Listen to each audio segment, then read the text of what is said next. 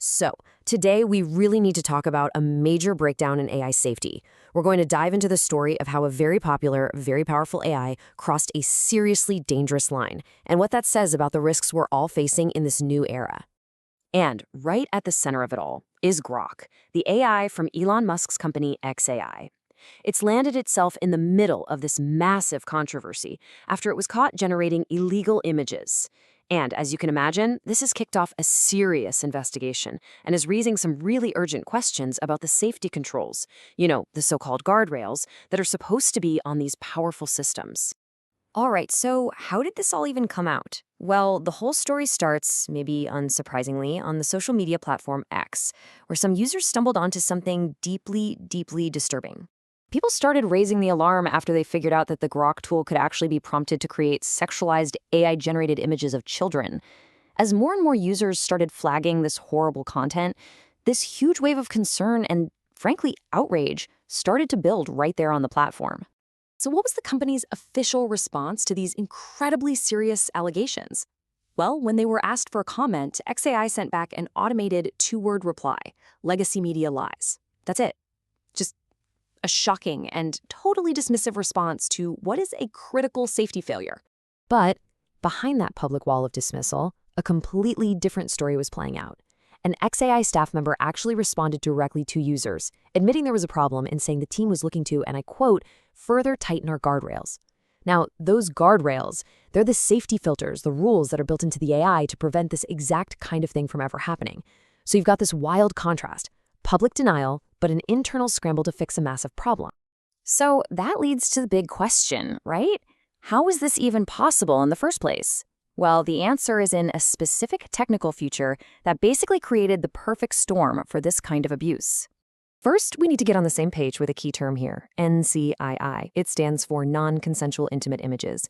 And this is really important. It doesn't just mean real photos. It also includes AI-generated deepfakes, where someone's face is digitally slapped onto another image or video without their permission. And understanding this is key because the platform's very own design basically created a perfect highway for generating NCII.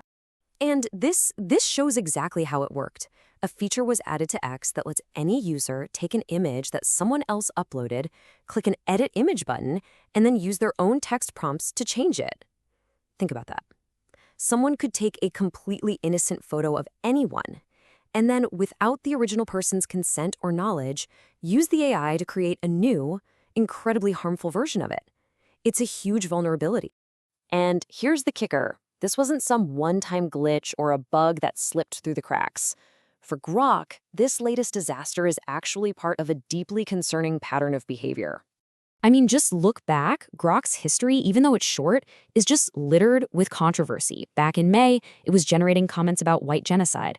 Then in July, it was posting anti-Semitic stuff and even praising Adolf Hitler. And now we have this incident, generating illegal, explicit images of minors. You can see it right there. It's not just a pattern, it's an escalation. So as you can imagine, this has set off some major alarm bells. And not just from users, but from trust and safety experts and even government bodies who are now trying to figure out the legal and ethical fallout from all this. To really wrap your head around the legal danger here, listen to this quote from some Stanford researchers. In a paper about this very topic, they point out that in past U.S. court cases, just the appearance of a child being abused in an image, even a fake one, has been enough to prosecute. That shows you just how serious the legal jeopardy is for any platform that lets this happen. And experts are pointing their finger directly at that edit image feature as the culprit. David Thiel, a well-known trust and safety researcher, put it very bluntly. He said that allowing users to alter uploaded images is, quote, a recipe for NCCI. He argues that, historically, the main use for this kind of feature has always been malicious. Things like creating deepfake nudes. And the consequences are already going global. Officials in both India and France have already announced that they're launching investigations. Now, in the US, the Federal Trade Commission has stayed quiet so far, but you can bet the international pressure is seriously mounting. Okay, so all of this brings us to this really fascinating and, frankly, deeply concerning paradox. Because despite all of these repeated, very public safety failures, Grok's success as a business just continues to grow. I mean, just look at this comparison. On the left side, you have this clear history of just catastrophic safety lapses. And on the right, a growing list of huge corporate wins, including a partnership with the Department of Defense and integrations with major prediction platforms. It's a jarring contradiction, to say the least. And that leaves us with the final and most critical question in all of this.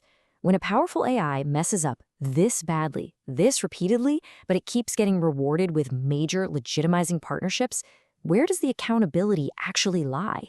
Is it with the creators, with the partners who are signing on, or is it with the regulators who are supposed to be protecting all of us? As AI gets baked into every part of our lives, this is a question we are all going to have to answer, and soon.